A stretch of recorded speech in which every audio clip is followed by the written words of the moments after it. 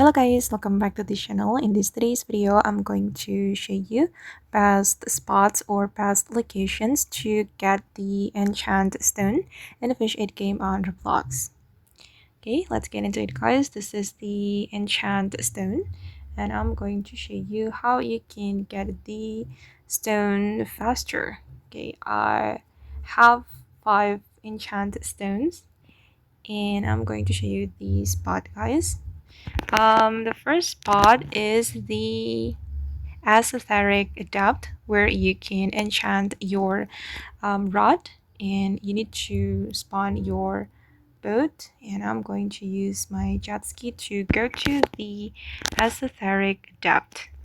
Okay, I'm going to drive to the Estheric Depth. Where is it? Not here. Okay, there. We can drive to the Estheric Depth. Okay, I have arrived at the Estheric Island and now it's time to go to the Estheric Depth. And you need to pay for the elevator guys. It will cost 400 coins. Okay, right here. Okay, you can pay the elevator fee for 400 coins and go down and you will arrive at the Estheric Depth. Okay, right here.